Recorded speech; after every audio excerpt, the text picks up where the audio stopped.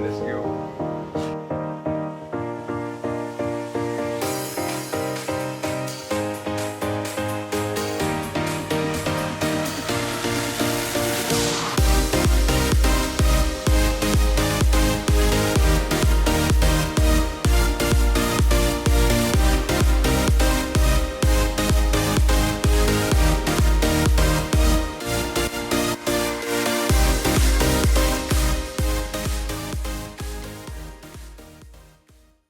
Welcome to Magtabal. Ito ay produced by BC Entertainment.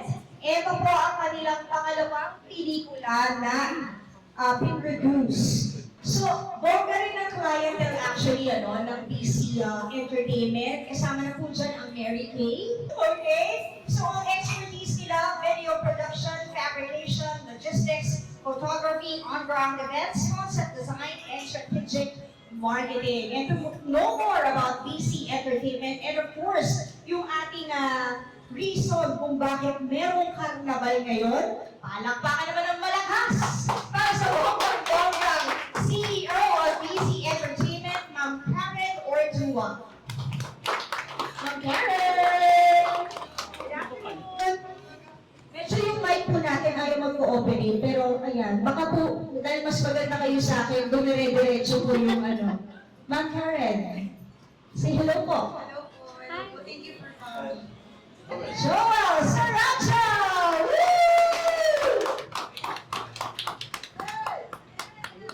Hello po!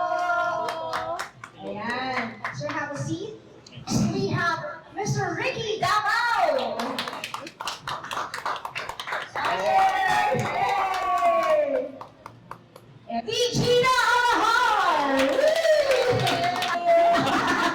Bagay sa damit, wala kasi damit. Lumpat daw po, mamaya. Edgar Alan Guzman! Yay! Good afternoon. Adolfo Borinaga Alex Jr. Hi there, good afternoon. Okay, so I heard Po, magandang hapon po. Salamat po sa pagpunta niyo. Papabatiin ko lang po sila isa-isa. Good afternoon po sa lahat at maraming salamat po sa inyong oras. And ayun, excited na po ako tumahan sa Billboard. Ayun na ito po, kaya nagpapasalamat po kami kay Miss Kay ng BC Entertainment dahil po binigyan niya po kami ng pagkakataon na magawa po itong project na ito. In a nutshell po, alam ko po marami na sa inyo nakakaalam ng mga kwento tungkol po sa mga biglang umaakyat sa billboard, tapos nagkakagulo po, diba? Tapos syempre, iba-iba po sila ng rason sa pag-akyat sa billboard. So, matagal na po itong material na to.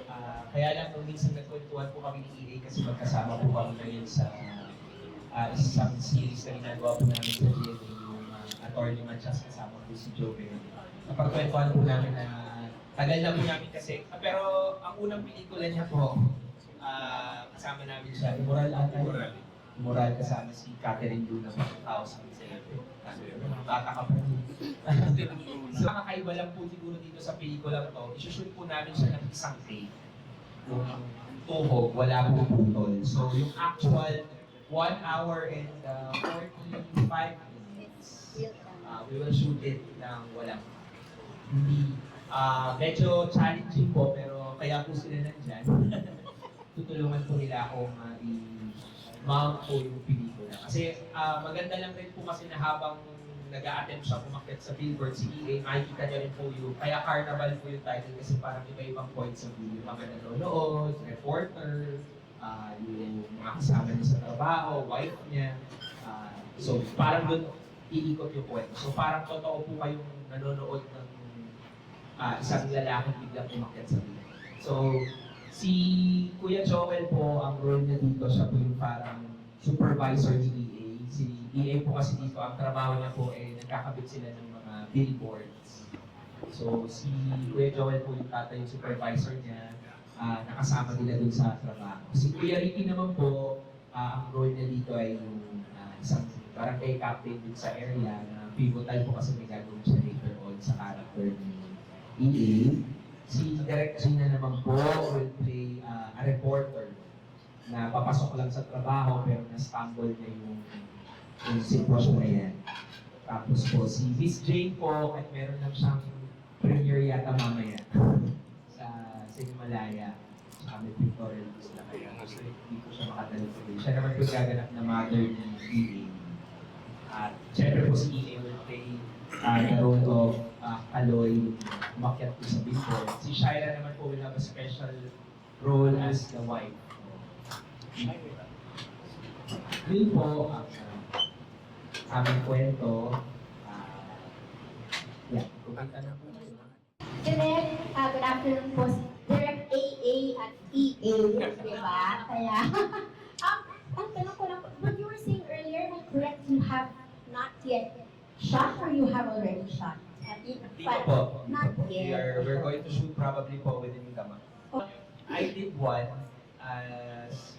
Ginawa lang namin yun ng tahimik. Siguro mga, I think, May ba? May or June? Ay, June. We shot one in June.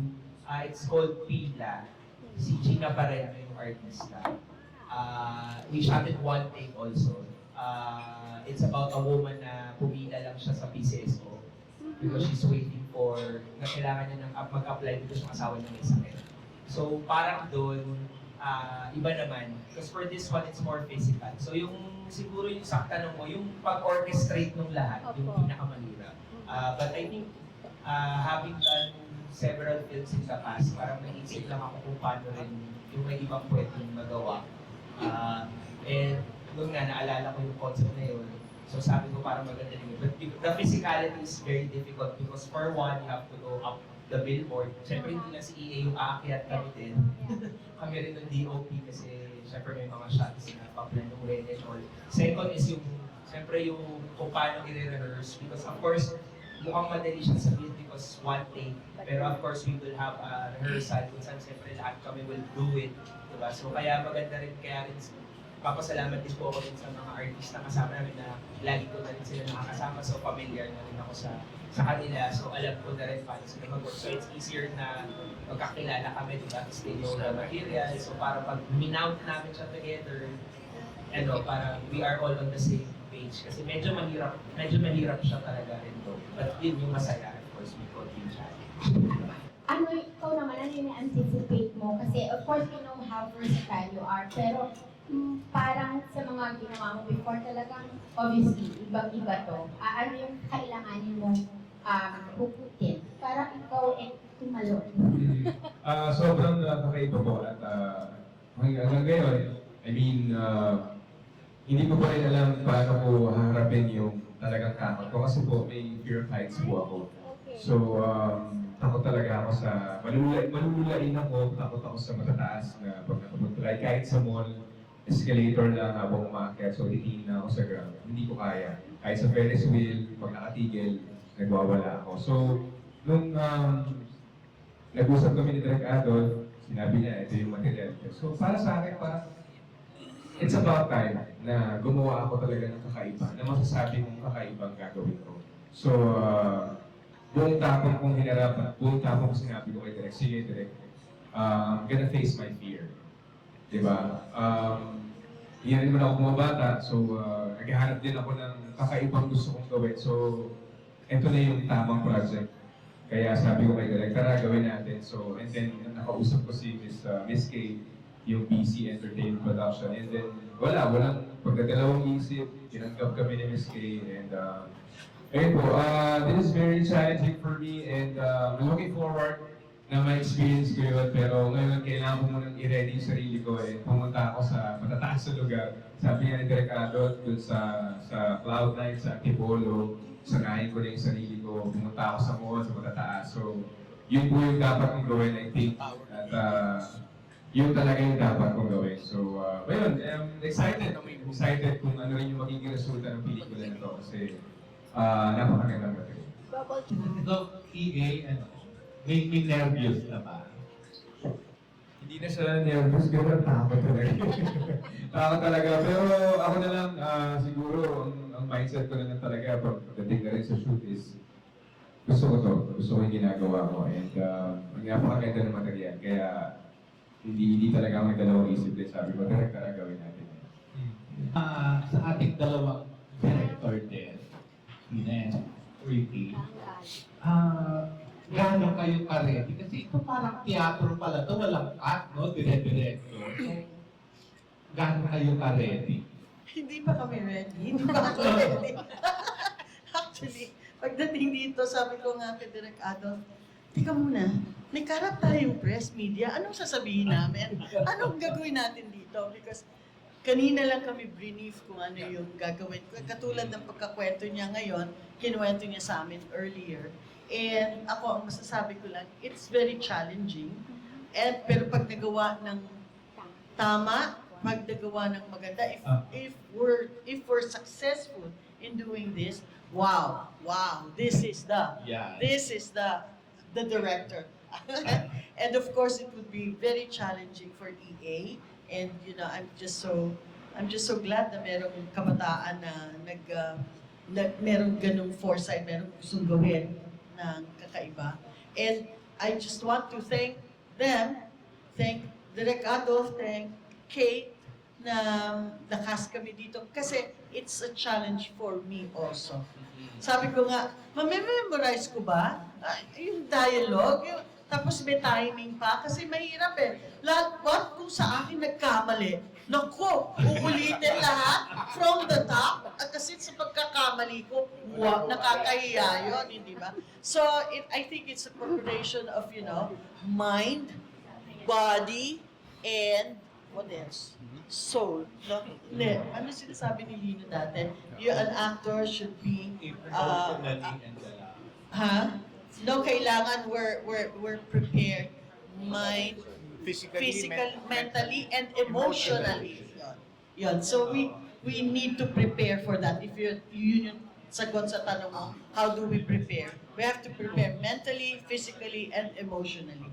Imagine we'll be under the sun for the whole time. Walang pwedeng magpayong, walang pwedeng sumilong. We're just going to wait for our turn, for our cue. Yes. May naisip ka na bang step mo bilang reporter? Si Garcia. Corina.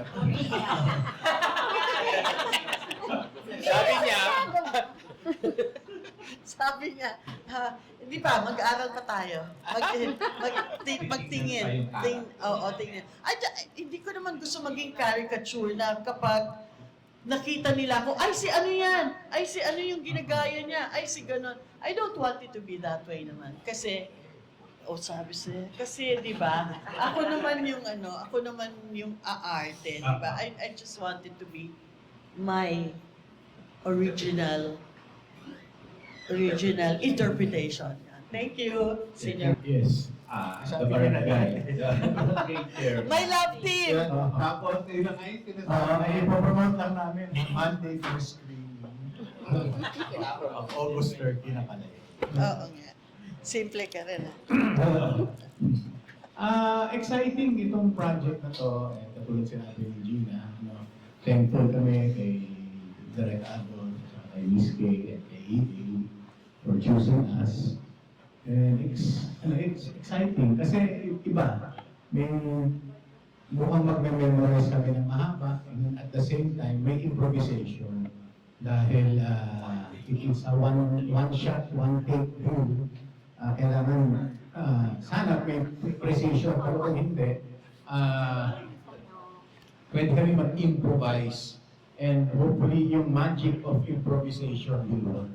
Yes. You know, pag may biglang tumating, umulan, whatever, so ready kami lahat doon.